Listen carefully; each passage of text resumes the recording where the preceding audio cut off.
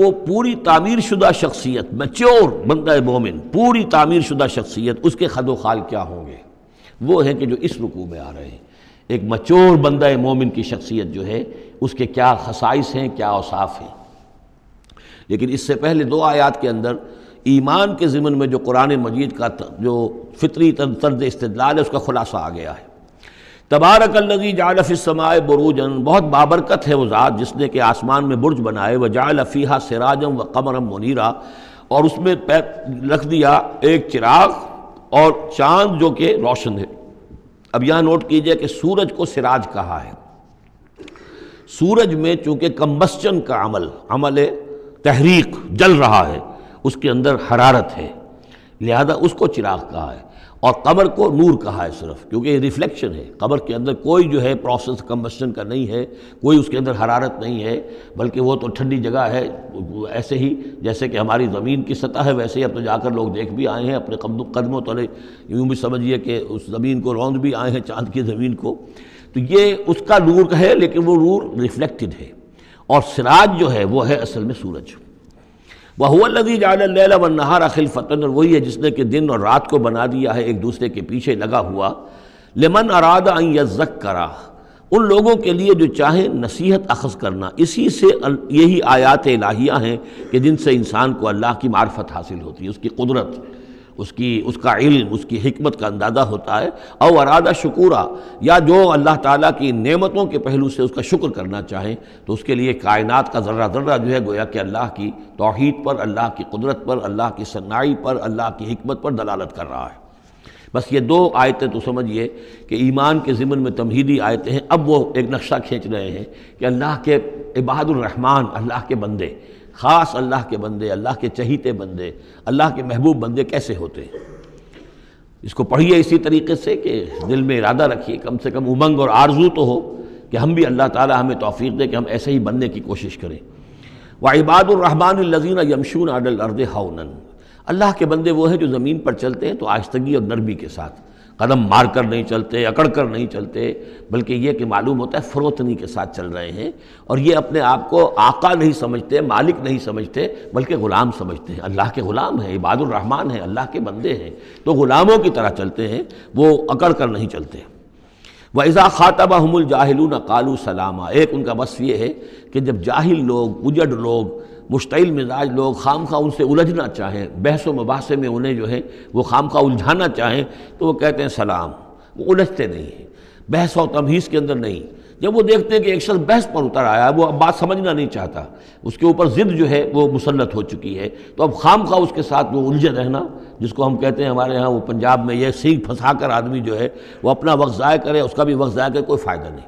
Mature آدمی یہ کہ دیکھے اگر تو واقعی یہ بات سمجھنا چاہ رہا ہے تو سمجھائے، نہیں سمجھنا چاہتا، اس کی اصل میں نیت ہی نہیں ہے، تو پھر خام خواہ اس کے ساتھ الجھنے کا فائدہ نہیں۔ والذین یبیتون لربہم سجدا وقیاما، اور وہ لوگ کہ جو راتیں بسر کرتے ہیں اپنے رب کے لیے سجدے اور قیام میں۔ یہاں وہ بات بہت واضح ہو گئی، جہاں تک 5 فرض نمازیں ہیں وہ تو فرض ہیں، وہ تو تعمیر سیرت کی بنیادیں ہیں، ان کی تو مداومت کرنی ہے۔ والذین یحافظون والذین هم علی صلواتہم یحافظون، لیکن یہ لوگ جو ہیں جن کے دل آشنا ہو گئے ہوں اللہ سے، اگر یہ اللہ کے ساتھ دوستی ہو چکی ہو تو پھر یہ کہ رات کا وقت ہوتا ہے کہ جس میں وہ پھر بندہ اٹھتا ہے، کوئی دیکھ نہیں رہا ہے، لوگ سوئے ہوئے ہیں، کوئی ڈسٹربنس نہیں ہے۔ خیر ہماری تو آج کل شہری زندگی میں راتوں میں بھی ڈسٹربنس رہتی ہے، لیکن یہ کہ عام طور پر بہرحال دن کے مقابلے میں تو ایک سکون کی کیفیت ہوتی ہے۔ اس وقت اپنے رب سے راز و نیاز کی باتیں، کبھی اس کے سامنے کھڑے ہیں، کبھی سر بسجود ہیں۔ والذین یبیتون لربہم سجدا وقیاما، والذین یقولون، اور وہ کہتے رہتے ہیں سب کے باوجود، ربنا اصرف عنا عذاب جہنم، اے رب ہمارے عذاب جہنم کو ہم سے پھیر دے، دور کر دے۔ یہ سورہ نور میں بھی ہم نے پڑھا تھا کہ وہ ساری شخصیت جو ہے بیان کرنے کے بعد وہ اس کے بعد بھی لرزاں و ترساں رہتے ہیں۔ یوما تتقلب فیہ القلوب والابصار، ڈرتے رہتے ہیں اس دن کے خیال سے کہ جس میں نگاہیں اور دل الٹ دیے جائیں گے قیامت کے دن سے۔ ان عذابہا کان غراما، یقیناً اس کا عذاب جو ہے وہ چمٹ جانے والی شے ہے۔ انہا ساعت مستقر و مقامہ، پروردگار وہ جگہ جہنم جو ہے یقیناً بہت بری جگہ ہے، مستقل قیام کے لیے بھی اور تھوڑی دیر کے لیے بھی۔ جو میں نے عرض کیا تھا کہ دنیا میں بری سے بری جگہ بھی جو ہے اس میں بھی آپ تھوڑی دیر کے لیے جائیں گے تو ریکریشن ہو جائے گی چینج کی وجہ سے، اور اچھی سے اچھی جگہ جو ہے اس میں بھی مستقل رہنا پڑے تو پھر اس کے اندر کوئی حسن اور کوئی جو ہے دلچسپی باقی نہیں رہے گی۔ تو اس کے بجائے جو جنت کا اور جنت کا تصور دیا جا رہا ہے، جنت اتنی اچھی جگہ ہے کہ مستقل طور پر رہنے کے باوجود اس کی دلچسپیوں میں، اس کی رعنائیوں میں کوئی کمی نہیں ہوگی، اور جہنم اتنی بری جگہ ہے کہ ایک لحظے کے لیے بھی کسی کا قدم وہاں گیا تو وہ اپنی پوری جو ہے سختی اس کے اوپر ظاہر کر دے گی۔ والذین اذا انفقوا لم یسرفوا ولم یقتروا وکان بین ذلک قواما، اور وہ لوگ کہ جو خرچ کرتے ہیں تو نہ تو وہ اسراف کرتے ہیں اور نہ ہی بخل سے کام لیتے ہیں، بلکہ اس کے بین بین اعتدال جو ہے واقعہ یہ ہے کہ دنیا کا مشکل ترین کام ہے، توازن اور اعتدال۔ ظاہر بات ہے یہ لوگ جو میچور ہیں، سمجھدار ہیں، اب ان کے ہاں یہ ہوگا کہ ان کے اس خرچ کرنے کے معاملے میں بھی اعتدال ہوگا۔ والذین لا یدعون مع اللہ الہا آخر، تین کبیرہ گناہ وہ ہیں جیسا کہ ہم نے پڑھا ہے سورہ نساء میں بھی، ان تجتنبوا کبائر ما تنہون عنہ، تو بڑے بڑے گناہ وہ کون سے ہیں کہ جن سے اگر تم باز رہو تو باقی چھوٹے گناہ تو اللہ تعالیٰ جو ہے وہ معاف بھی کرتا رہے گا۔ اور ان میں سے سب سے بڑا تو 2 مرتبہ فرمایا شرک، اور شرک کے بعد پھر قتل ناحق اور پھر زنا، یہ 3 ہیں۔ قتل ناحق سے بھی در حقیقت تمدن کی جڑ کٹ جاتی ہے، اور زنا سے تمدن جو ہے وہ سنڈاس بن جاتا ہے، پھر اس کے اندر گندگی ہو جاتی ہے۔ تو اس حوالے سے یہ 3 چیزیں یہاں بیان کی جا رہی ہیں۔ والذین لا یدعون مع اللہ الہا آخر، وہ لوگ کہ جو نہیں پکارتے اللہ کے ساتھ کسی اور معبود کو۔ ولا یقتلون النفس التی حرم اللہ الا بالحق، نہ ہی قتل کرتے ہیں کسی جان کو جس کو کہ اللہ نے محترم ٹھہرایا ہے مگر حق کے ساتھ۔ قتل کے بدلے قتل والا معاملہ ہے، یا مرتد کا قتل ہے، یا زانی شادی شدہ کا رجم ہے، جو بھی ہے۔ ولا یزنون، نہ وہ زنا کرتے ہیں۔ ومن یفعل ذلک یلقی اثاما، اور جو کوئی بھی یہ کام کرے گا وہ اس کی پاداش کو پکڑ کر اس کو جو ہے اس حاصل کر کے رہے گا، یعنی لازماً اس کی سزا اس کو مل کر رہے گی۔ یلقی اثاما یضاعف لہ العذاب یوم القیامہ، قیامت کے دن اس کا عذاب دگنا کر دیا جائے گا۔ یہ آیت اس اعتبار سے بہت اہم ہے کہ منکرین حدیث نے بہت شور مچایا ہوا ہے کہ قرآن مجید میں کہیں عذاب قبر کا کوئی تذکرہ نہیں ہے، صراحتاً واقعتاً نہیں ہے، احادیث میں بہت تفصیل ہے، لیکن یہ کہ یہ مقام ایسا ہے کہ جس سے ثابت ہوتا ہے کہ قیامت کے دن سے پہلے بھی عذاب ہے۔ یضاعف لہ العذاب یوم القیامہ، دگنا کیا جائے گا ان کے لیے عذاب قیامت کے دن۔ اس کا مطلب ہے کہ عالم برزخ میں بھی ان کے لیے عذاب ہے۔ اور جو فرمایا گیا ہے کہ یہ جو قبر کا گڑھا ہے، یا یہ جہنم کے گڑھوں میں سے ایک گڑھا ہے، اور یا جنت کے باغیچوں میں سے ایک باغیچہ ہے، اور یا تو وہاں ایک کھڑکی کھول دی جاتی ہے جنت کی جہاں سے ٹھنڈی ہوائیں اور خوشبوئیں آتی رہتی ہیں، اور یا یہ کہ کھڑکی کھول دی جاتی ہے جہنم کی طرف کہ جس سے آگ کی لپٹ اور گرمی جو ہے اور لو جو ہے وہ آتی رہتی ہے۔ یضاعف لہ العذاب یوم القیامہ، قیامت کے دن اس کے لیے عذاب دگنا کر دیا جائے گا۔ ویخلد فیہ مہانا، اور پھر وہ رہے گا اس عذاب میں ہمیشہ ہمیشہ۔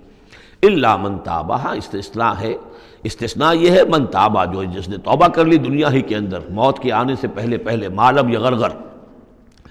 الا من تابہ و آمن، اور ایمان لایا۔ گویا کہ جو شخص اس قسم کے گناہوں میں مبتلا ہوتا ہے چاہے وہ قانوناً کافر نہ ہو، حقیقتاً وہ کافر ہو جاتا ہے، ایمان اس کے دل سے نکل جاتا ہے، لہذا توبہ گویا کہ اثر نو ایمان لانے کے مترادف ہے۔ الا من تاب و آمن وعمل عملا صالحا، اور وہ پھر عمل کرے نیک، فاولئک یبدل اللہ سیئاتہم حسنات، تو ایسے لوگوں کی برائیوں کو اللہ تعالیٰ نیکیوں سے بدل دیتا ہے۔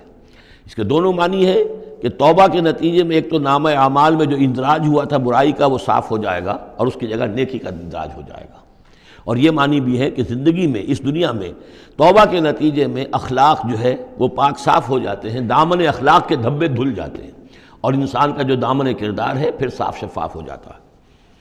وَكَانَ اللَّهُ غَفُورًا رَحِيمًا، اور اللہ تعالیٰ غفور الرحیم ہے۔ وَمَن تَابَ وَعَمِلَ صَالِحًا، اب دوبارہ تکرار کی گئی، اور جو توبہ کرے اور پھر نیک عمل کرے، فَإِنَّهُ يَتُوبُ إِلَى اللَّهِ مَتَابًا، تو وہ ہے کہ جو توبہ کرتا ہے اللہ کی جناب میں جیسا کہ توبہ کرنے کا حق ہے۔ توبہ کی تسبیحیں ہو رہی ہوں، استغفار کی تسبیحیں ہو رہی ہوں، اور آیت کریمہ کے ختم ہو رہے ہوں 1.25 لاکھ کا اور لاکھ کا، لیکن حرام خوری جوں کی توں جاری ہو، وہ سارے غلط کام ویسے کہ ویسے جاری ہوں، وہ کوئی توبہ نہیں ہے، اس کا کچھ حاصل نہیں۔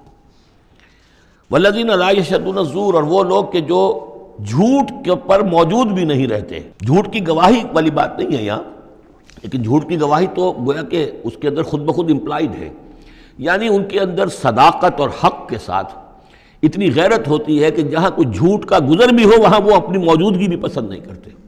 جھوٹ کا دھندا ہو رہا ہو، جھوٹ کا کاروبار ہو رہا ہو، جھوٹ بولا جا رہا ہو، یہ وہاں پر ان کی غیرت اور حمیت جو ہے صداقت کے ساتھ اور سچ کے ساتھ وہ اتنی ہے کہ وہ وہاں موجودگی بھی اپنی برداشت نہیں کرتے. وَإِذَا مَرُّوا بِاللَّغْوِ مَرُّوا كِرَامًا، اسی طریقے سے جب وہ کسی لغو کام کے پاس سے گزرتے ہیں تو اپنے دامن کو بچا کر گزر جاتے ہیں. دیکھیے وہاں بھی تھا سورہ مومنین کو شروع کی آیات میں وَالَّذِينَ هُمْ عَنِ اللَّغْوِ مُعْرِضُونَ، کہ جو لغو سے اعراض کرتے ہیں. اور یہاں یہ کہ اس کے پاس سے اگر گزر ہو بھی جائے اتفاقاً، خود تو قصد کرنا جو ہے بہت دور کی بات ہے، اس کا کوئی امکان ہی نہیں.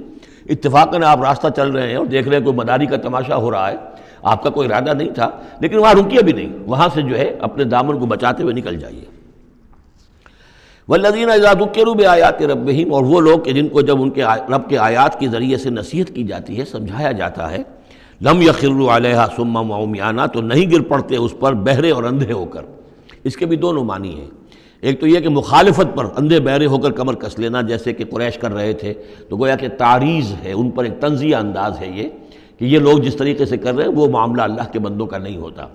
لیکن یہ دوسری طرف یہ بات بھی ہے کہ آیات قرآنیہ کو بھی اندھے بہرے ہو کر تو نہیں پڑھنا ہے اور سننا ہے، بلکہ غور کرنا ہے. افلا یتدبرون القرآن ام علی قلوب اقفالها، تو کیا یہ قرآن کی آیت پر تدبر نہیں کرتے؟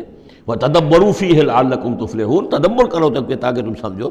تو اس طریقے سے محض جو ہے وہ قرآن مجید کو بھی اندھے بہرے ہو کر جو ماننا جو ہے اس سے بھی بہرحال عباد الرحمن جن کی یہاں تعریف کی جا رہی ہے ان کے مقام سے وہ جو مقام ہے ان کے مرتبے سے فروتر ہے. وَالَّذِينَ يَقُولُونَ رَبَّنَا هَبْ لَنَا مِنْ أَزْوَاجِنَا وَذُرِّيَّاتِنَا قُرَّةَ أَعْيُنٍ، اور وہ لوگ جو کہتے ہیں کہ اے رب ہمیں اپنی بیویوں اور ہماری اولاد کی طرف سے آنکھوں کی ٹھنڈک عطا فرما. یعنی یہ کہ جس راستے پر ہم چل رہے ہیں ہماری اولاد ہمارے گھر والے بھی اسی راستے پر چلیں تاکہ ہماری آنکھیں ٹھنڈی ہوں.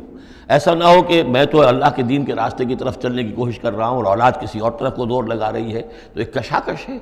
پھر یہ جو صورتحال جو ہے فرکشن گھر کے اندر پیدا ہوتی ہے، تو اللہ تو ہمیں ہمارے گھر والوں سے آنکھوں کی ٹھنڈک عطا فرما.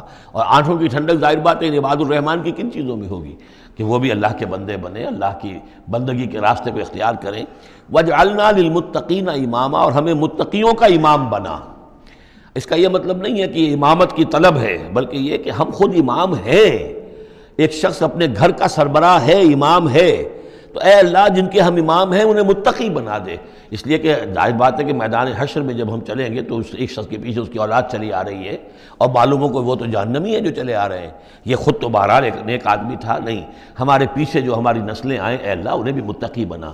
جن کے ہم امام ہیں، جو ہمارے پیچھے ہیں، جن کے کہ ہم دنیا میں جیسے کہ فرمایا ہے ایک حدیث میں بھی آتا ہے کلکم راعٍ وکلکم مسئول عن رعیتہ، تم میں سے ہر شخص کی حیثیت ایک چرواہے کی ہے اور اللہ نے کچھ نہ کچھ مخلوق جو ہے اپنی اس کے چرواہے کے حوالے کی ہے. تمہاری اولاد ہے، تمہاری بیوی ہے، یہ گھر کنبہ ہے، یہ تمہارا جو ہے یہ گویا کہ تمہارے متبعین ہیں، تمہارے فالوورز ہیں. تو اللہ ہمارے فالوورز کو متقی بنا دے اور ہماری جو امامت ہے وہ متقیوں کی امامت ہو. اولئک یجزون الغرفۃ بما صبروا، یہ وہ لوگ ہیں کہ جن کو بالا خانے ملیں گے ان کے صبر کی جزا میں. انہوں نے صبر کیا. ظاہر بات ہے کہ اللہ دنیا میں بے شمار مواقع آتے ہیں حرام خوری کے، ایک بندہ مومن بچتا ہے. بہت سے مواقع پر اللہ تعالیٰ موقع دے کر آزما لیتا ہے کہ ذرا سی بھی اس کے اندر کمی ہو تو پھر یہ نکل جائے کسی غلط راستے کی طرف. انسان جو ہے صبر کرتا ہے، جذبات کو روکتا ہے، اپنی خواہشات کو روکتا ہے، شہوات کو تھامتا ہے. ان تمام چیزوں کو سنبھال کر یہ سب گویا کہ پوری زندگی صبر ہے. تو بما صبروا اولئک یجزون الغرفۃ بما صبروا، یہ وہ لوگ ہوں گے کہ جنہیں بدلے میں ملیں گے بالا خانے جنت کے ان کے صبر کے عوض. وَيُلَقَّوْنَ فِيهَا، ان کا استقبال کیا جائے گا وہاں جنت میں ان بالا خانوں میں تحیۃ وسلاما، سلام کے ساتھ اور دعاؤں کے ساتھ. خالدین فیہا، وہ رہیں گے اس میں ہمیشہ ہمیش. حسنت مستقرا و مقاما، بہت ہی عمدہ ہے وہ جگہ، مستقر کے طور پر بھی، مستقل قیام گاہ کے طور پر بھی، اور مقامہ تھوڑی دیر کے لیے بھی. تو یہ گویا کنٹراسٹ ہے. جہنم کو فرمایا ساعت مستقرا و مقاما، اور جنت حسنت مستقرا و مقاما. قل ما یعبأ بکم ربی، اے نبی ان سے کہہ دیجئے میرے رب کو تمہاری کوئی پرواہ نہیں ہے. یہ نہ سمجھو کہ میں تمہارے پیچھے اپنے آپ کو ہلکان کر رہا ہوں. تو میرے رب کو کوئی تمہاری ضرورت ہے؟ میری یا میرے رب کی کوئی ضرورت اٹکی ہوئی ہے تمہارے بغیر، وہ بات پوری نہیں ہوگی. یہ چھپر تم ہی اٹھاؤ گے تو اٹھے گا ورنہ اٹھ نہیں سکتا، یہ نہ سمجھو. قل ما یعبأ بکم ربی لولا دعاؤکم، اگر نہ ہوتا تمہیں پکارنا۔ اللہ نے یہ بات اپنے ذمے لی ہوئی ہے کہ تمہیں خبردار کر دیا جائے۔ اللہ تعالیٰ وما کنا معذبین حتی نبعث رسولا، ہم عذاب نہیں بھیجتے رہے جب تک کہ رسول کو نہ بھیج دیں، اس لیے مجھے بھیج دیا ہے، میں لگا ہوا ہوں اس کے حکم سے، میں تمہاری گلیوں میں بھی تمہیں سنا رہا ہوں، تمہارے گھروں میں جا کر تم سے بات کر رہا ہوں، اکیلے اکیلے بھی بات کر رہا ہوں، ڈنکے کی چوٹ بھی کر رہا ہوں، لیکن یہ نہ سمجھو کہ کوئی اس میں میری غرض ہے یا میرے رب کی کوئی ضرورت ہے۔ قل ما یعبأ بکم ربی، میرے رب کو تمہاری پرہیزگاہ کے برابر کوئی وقت تمہاری نہیں ہے ان کے نزدیک، لولا دعاؤکم، اگر نہ ہوتا تمہارا پکارنا، فقط کذبتم، تو دیکھو تم نے جھٹلا دیا ہے، فسوف یکون لزاما، اب عنقریب یہ تمہارے ساتھ چمٹ کر رہے گا، یعنی یہ کہ اس کا جو عذاب ہے، اس کی جو پاداش ہے وہ تمہیں مل کر رہے گی۔